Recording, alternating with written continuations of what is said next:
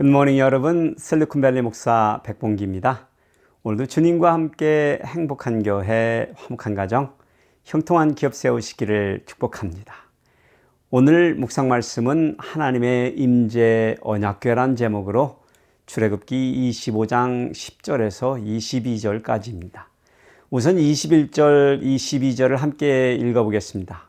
주소를 궤 위에 얹고 내가 네게 줄 증거판을 궤 속에 넣으라. 거기서 내가 너와 만나고 속죄소 위 곧 증거궤 위에 있는 두 그룹 사이에서 내가 이스라엘 자손을 위하여 네게 명령할 모든 일을 네게 이르리라. 아멘.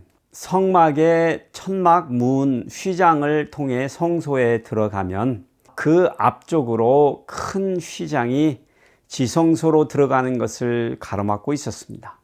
그룹들의 형상이 수놓인 이 휘장은 오직 한 사람 대제사장만이, 그것도 1년에 딱 한 번 속죄일에만 들어갈 수 있었습니다. 그 안에 놓여있던 것은 단 한 가지 하나님의 언약궤로 몇 가지 특징이 있었습니다. 첫 번째로 언약궤의 재질과 규모입니다.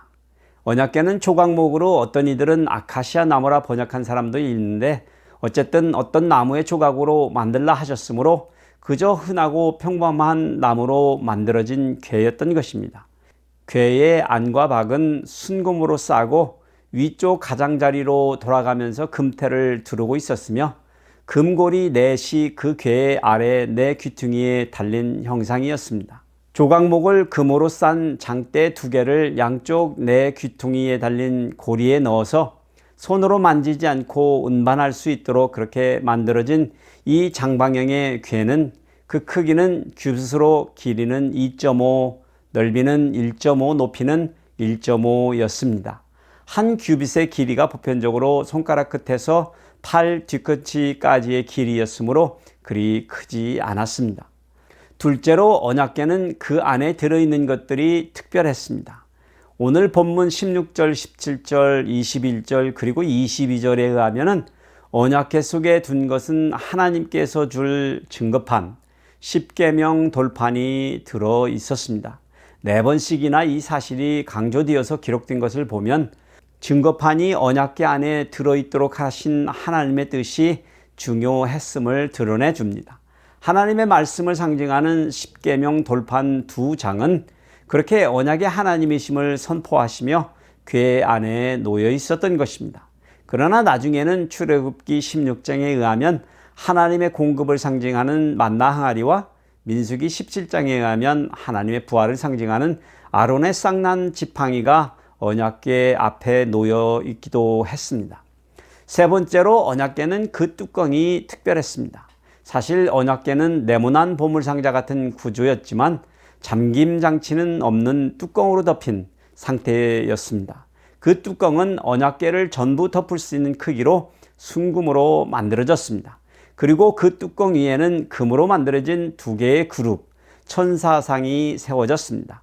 한 그룹은 이 끝에, 또 한 그룹은 저 끝에 속죄소에 연결되었으며 그 그룹들은 서로 얼굴을 마주 대하며 서 있게 되었습니다. 그들의 날개는 높이 펴져서 속죄소를 덮도록 되어 있었습니다. 그런데 여기에서 아주 특이한 것은 그 뚜껑을 속죄소라 부른 하나님의 의도입니다. 그 이유는 22절에서 가르쳐 주셨습니다. 거기서 내가 너와 만나고 속죄소 위 곧 증거궤 위에 있는 두 그룹 사이에서 내가 이스라엘 자손을 위하여 네게 명령할 모든 일을 네게 이르리라 하셨습니다. 그곳은 대제사장이 나와 희생제물의 피를 뿌리며 백성들을 대신하여 속죄의 의식을 행하던 하나님의 임재, 하나님의 은혜를 받던 시은자라고도 불리는 특별한 공간이었던 것입니다. 그렇습니다. 하나님께서는 보지 않고는 믿지 못하던 구약의 백성들에게 언약궤라는 가시적인 매개체를 통하여 자신의 임재를 드러내셨습니다. 오늘날 그 언약궤는 잃어버린 성물이지만 하나님의 자신이 실존하심을 온 열방이 알기를 원하시는 그 열정에는 변함이 없으십니다. 그러니 우리 성도들의 몸을 성령의 전으로 세워주셨습니다. 그러니 여러분, 오늘날 우리 성도들이 하나님께 드리는 모든 예배는 같은 목적으로 드려져야 합니다. 늘 드리는 예배마다 살아계셔서 통치하시는 하나님을 온전히 인정하며 모든 민족과 열방을 구원하셔서 복주기를 원하시는 하나님을 전심으로 찬양 경배하시는 여러분들 되시기를 축복해 드립니다. 주님과 함께 평화영